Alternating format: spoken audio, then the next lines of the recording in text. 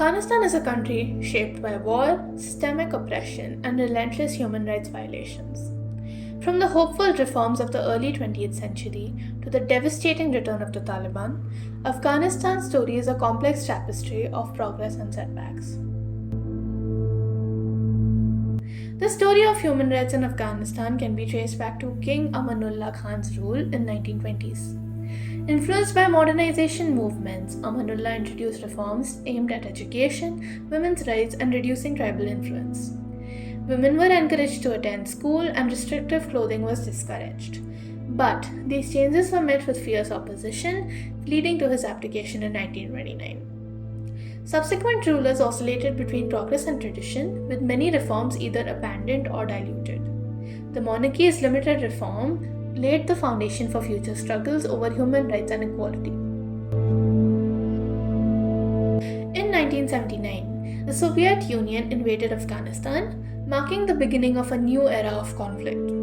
The communist-backed government introduced policies promoting women's rights and education, but these were implemented harshly and without regard for cultural sensitivities. While some urban areas saw progress, rural Afghanistan resisted these changes, viewing them as an imposition of foreign ideologies. The resulting war led to widespread human rights violations, mass killings, displacement, and the destruction of entire villages. After the Soviet withdrawal in 1989, Afghanistan descended into civil war. The Mujahideen, initially hailed as freedom fighters, turned on each other in a brutal struggle for power. Human rights took a backseat as the country became a battleground for competing factions. This period saw the systematic targeting of ethnic minorities, particularly the Hazara community.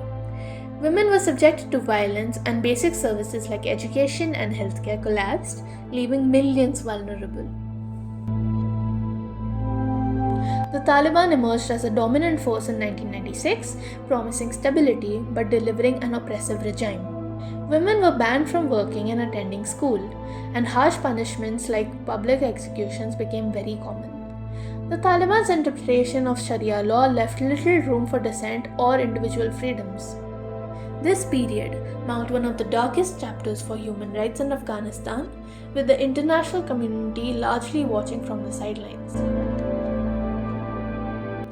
The 9/11 attacks brought Afghanistan back into the global spotlight. The US-led invasion in 2001 ousted the Taliban, offering hope for a new Afghanistan.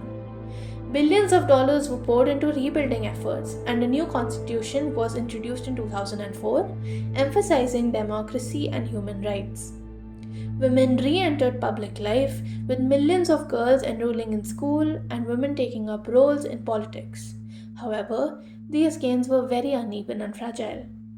Corruption, dependence on foreign aid, and ongoing insurgency undermined long-term progress. The US military presence was criticized for causing civilian casualties during counterinsurgency operations, raising questions about the balance between fighting terrorism and upholding human rights. In 2021, the Taliban returned to power, plunging Afghanistan into uncertainty. Women's rights were the first casualty, with bans on education as well as employment. Ethnic minorities faced renewed persecution, and freedom of speech was silenced as journalists and activists were detained or killed. The international withdrawal left a vacuum, with millions struggling to survive amidst economic collapse and limited humanitarian aid. The Taliban's swift return to power in August 2021 triggered a humanitarian disaster. Thousands of Afghans, fearing persecution, rushed to Kabul airport in a desperate bid to flee the country. Heartbreaking scenes of people clinging to planes and falling to their deaths highlighted the sheer panic. Over 120,000 people were evacuated by US and NATO forces, but millions were left behind to face an uncertain future. Ethnic and religious minorities, particularly the Hazaras, have faced brutal persecution under the Taliban. Reports of targeted killings, kidnappings, and forced displacements continue to surface, adding another layer to the ongoing human rights crisis post-2021. Further, freedom of speech and the press have been all but eradicated. Journalists and activists have been harassed, detained, or even killed.